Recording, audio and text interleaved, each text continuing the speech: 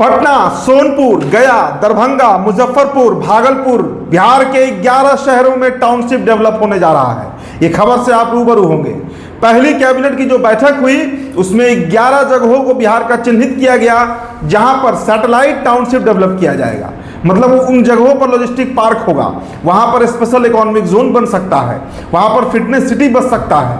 और ये काम क्यों किया जा रहा है, इस पर दोस्तों इस वीडियो में हम चर्चा करने आ रहे हैं। सम्राट चौधरी बिहार के नए मुख्यमंत्री। सबसे बड़ा चैलेंज, सबसे बड़ी चुनौती सम्राट के सामने यही है कि बिहार में रोजगार सृजन हो। लेकिन रोजगार सृजन का इन शहरों से, इस टाउनशिप को डेवलप करने से क्या कनेक्शन है?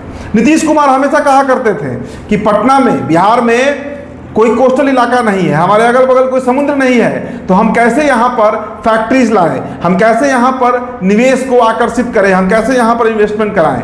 ना फैक्ट्रीज है, ना कारखाना है, यहाँ के मजदूर बाहर जाते हैं। ये तथ्य बार बार नीतीश कुमार कहा करते थे, तो उसका ही हल सम्राट चौधरी निकालने का प्रयास कर रहे हैं। और दोस्तों एक सवाल आपसे हम यहाँ पर पूछते हैं, सम्राट चौधरी हेमंता बिस्वा शर्मा बनेंगे या फिर योगी आदित्यनाथ? अब सोचिएगा इस वीडियो को पूरा सुनने के बाद। देखिए यूपी में हुआ क्या, 2017 के बाद जब से वहां पर सरकार बनी योगी आदित्यनाथ की, दो काम पर बड़ा तगड़े तरीके से वहां पर जोर दिया गया। पहला हिंदुत्व का एजेंडा, और दूसरा वहां पर जो रोजगार सृजन है। रोजगार का मतलब हम ये नहीं कह रहे हैं कि वहां पर बेरोजगारी नहीं है, लेकिन 2017 के पहले जो एक माहौल था, ना वहां पर कारखाने थे, ना फैक्ट्रीज था, ना इन्वेस्टमेंट था।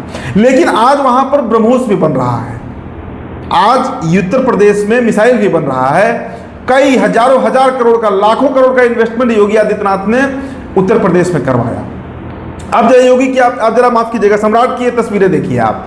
सम्राट चौधरी पुनौरा धाम, सम्राट चौधरी बाबा देवघर धाम, बाबा बैद्यनाथ धाम, सम्राट चौधरी कभी सोनपुर जाते हैं, सम्राट चौधरी कभी पुराईचक स्थित हनुमान मंदिर जाते हैं, माथे पर त्रिपुंड, भगवा, और लगातार आज देखिए उन्होंने किससे मुलाकात की है, आप इन्हें पहचानते होंगे। तो इससे आप अंदाजा लगाइए कि सम्राट चौधरी की जो एक छवि समाजवादी धरा की रही है, धीरे धीरे वो तिलिस्म अब टूट रहा है। सम्राट चौधरी जानते हैं कि भारतीय जनता पार्टी की राजनीति करनी है, और जब पार्टी की राजनीति करनी है तो पार्टी के रंग में ढलना होगा। और रंग में तभी ढलेंगे जब चंदन लगाएंगे, जब त्रिपुंड लगाएंगे, जब शिवलिंग पर जलार्पण करेंगे, जब देवी देवताओं के सामने माथा टेकेंगे और हिंदुत्व का जो परचम है उसे बुलंद करेंगे। लेकिन इसके साथ ही साथ बिहार में जब तक रोजगार नहीं होगा, बिहार में जब तक इन्वेस्टमेंट नहीं आएगा, यहाँ के युवाओं को पढ़ने के लिए भी बाहर जाना होगा और नौकरी के लिए भी बाहर जाना होगा। अब आते हैं मूल सवाल पर कि ये जो 11 जगह है, पटना, सोनपुर, गया, दरभंगा, पूर्णिया, मुंगेर, मुजफ्फरपुर, छपरा, भागलपुर, सीतामढ़ी और सहरसा, इन 11 जगहों पर जो टाउनशिप बनाने की बात चल रही है क्या दरअसल? देखिए हजारों हजार एकड़, पटना में 81,000 एकड़ जमीन जो है वो लैंड एक्विजिशन होगा और उस पर टाउनशिप डेवलप होगा। कहीं पर 15,000 एकड़ है, कहीं पर 25,000 एकड़ है। इस तरीके से सोचिए, आप अंदाजा लगाइए, 1 एकड़ में 32 कट्ठा होता है, तो कितना बड़ा ये प्रोजेक्ट, मेगा प्रोजेक्ट है। लेकिन अब यहाँ पर सवाल है कि पैसा कहाँ है बिहार के पास, ये सवाल भी दिमाग में उठ रहा है। हर कोई पूछ रहा है कि भाई जब 12,000 करोड़ आप आरबीआई से लोन लिए बिहार सरकार के कर्मचारियों को वेतन और पेंशन देने के लिए, तो ये प्रोजेक्ट सफल कहाँ से होगा? तो पहले आप जानकारी ले लीजिए कि ये प्रोजेक्ट जो है दोस्तों वो प्राइवेट पार्टनरशिप पर है। मतलब जो निजी निवेशक होंगे, जो बड़े बड़े उद्योग होंगे भारत के, वे पहला इन्वेस्टमेंट करेंगे लाकर इसमें।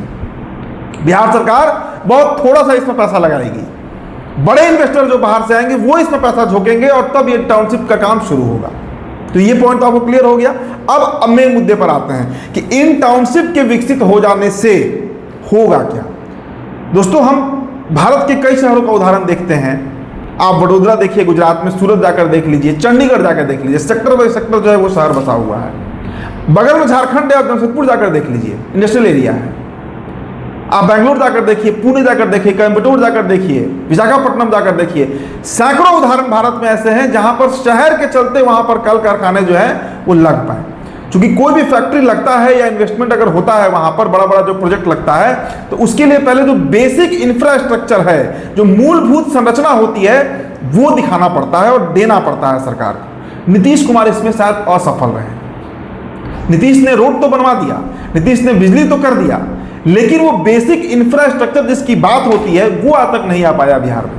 तो सम्राट का पहला कदम आप देखिए, जो पहला कैबिनेट का डिसीजन लिया गया वो यही लिया गया। और देखिए इसमें इलाके आप पकड़िए, मुजफ्फरपुर है, भागलपुर है, सीतामढ़ी है, सहरसा है, पूर्णिया है, मतलब कोसी सीमांचल का जो बेल्ट है, जो अंग प्रदेश का बेल्ट है, जो मिथिलांचल का इलाका है, जो सबसे बैकवर्ड इलाका है बिहार का, जो बाढ़ से भयंकर ग्रसित इलाका है बिहार का, उन जगहों पर इन्वेस्टमेंट की बात हो रही है, उन जगहों पर टाउनशिप डेवलप होने की बात हो रही है। तो ये मेरा मानना है कि एक शुभ संकेत है, ये एक शुभ संकेत है। इसलिए क्योंकि अगर इन जगहों पर 2027 तक दोस्तों पहला फेज का काम होगा और फिर 2027 के बाद दूसरे फेज का काम होगा, मतलब 2030 तक ये 11 टाउनशिप जो है वो डेवलप हो जाएंगे। अगर डेवलप होता है तो क्या होगा? सबसे पहला यही होगा दोस्तों कि वहां पर इन्वेस्टमेंट आएगा। आज गुजरात में देख लीजिए, हजारों हजार करोड़ का इन्वेस्टमेंट विदेशी कंपनियां कर रही हैं। टाटा का पहला प्लांट वहीं पे लगा था जो नैनो कार बनने वाला था। नरेंद्र मोदी उस समय वहां के मुख्यमंत्री हुआ करते थे। आप महाराष्ट्र देख लीजिए, बिहार से 10 गुना ज्यादा जीडीपी है वहां का, बिहार से 10 गुना ज्यादा बजट बनता है वहां का। क्या कारण था? कारण वही था कि वहां पर वो मूलभूत सुविधाएं सरकार ने मुहैया करवाया उन कंपनियों को, जिसके चलते वहां पर निवेश आया। साउथ में कई राज्य उदाहरण है, आंध्र प्रदेश देख लीजिए। आज चंद्रबाबू नायडू से लेकर सभी लोग किस बात में लगे हुए हैं? क्यों बार बार वो सेंटर जाते हैं? आज चर्चा हो रही है कि हैदराबाद सिकंदराबाद को विश्व स्तरीय टाउन बनाना है, बन भी रहा है। तो उस प्रोजेक्ट में हम काफी पीछे रह गए, हम जो बिहार के लोग हैं काफी पीछे रह गए। तो पहली कैबिनेट की जो बैठक हुई उसमें यह फैसला लिया गया कि अब आने वाले दिनों में इन 11 जगहों को पहला चरण होगा दोस्तों। अभी अगर बीजेपी की सरकार लंबे समय तक बिहार में रहती है तो मानकर चलिए पूरे बिहार के हर इलाके में इस तरह का टाउनशिप डेवलप होगा। अब देखिए इसमें शाहाबाद छूटा हुआ है, मगध का इलाका में सिर्फ पटना कवर हुआ है, नालंदा, गया, जहानाबाद जैसा इलाका कवर नहीं हुआ है। तो ये आप मत मानिए कि वो इलाके छूटेंगे, सब कवर होना है।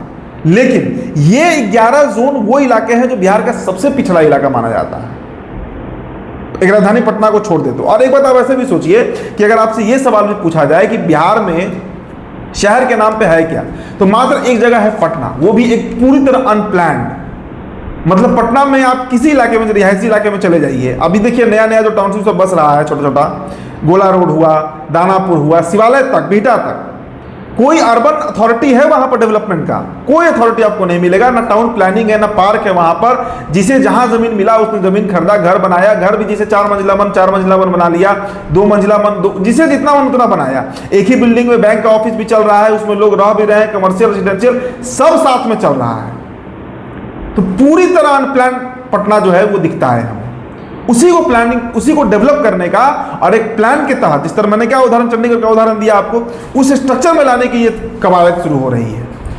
और पैसे का जहां तक बात है तो मैंने आपको बोला कि पब्लिक प्राइवेट पार्टनरशिप पर आने वाला मॉडल है, इसकी चर्चा है और यही होगा।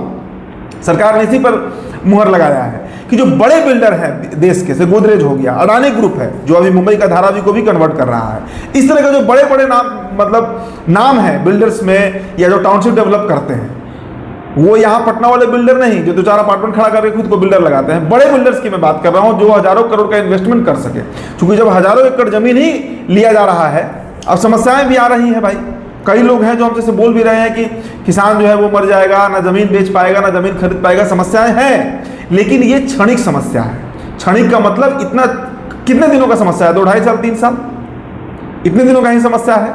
उसके बाद जब वो इलाका डेवलप होगा और वहाँ का आप सोचिए कॉस्ट क्या होगा, वहाँ का मतलब मूल्यांकन आप करिए कि अगर सोनपुर में उदाहरण लीजिए, सोनपुर में डेवलप होने की बात हो रही है, पटना से सटा हुआ इलाका है, आप जेपी से तो पार करेगा सोनपुर पहुंच जाइएगा।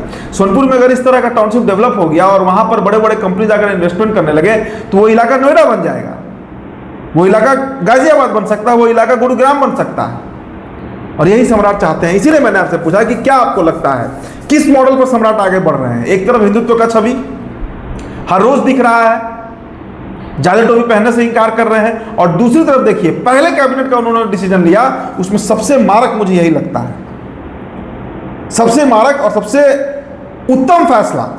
वैसे तो हर कैबिनेट की बैठक में 20-25 एजेंडों पर मुहर लगी जाता है, लेकिन ये एक ऐसा एजेंडा है जो अगर सफल हो गया तो, इसमें घोटाला नहीं हुआ तो, मैं फिर कह रहा हूं, तो इससे अच्छा बिहार के लिए कुछ भी नहीं हो सकता है, यह आप मानकर चलिए। फिलहाल दोस्तों इस रिपोर्ट में इतना ही। मेरा नाम उदित तारण है। तो बिहार टॉपर वीडियो आप देख रहे थे, बहुत बहुत शुक्रिया।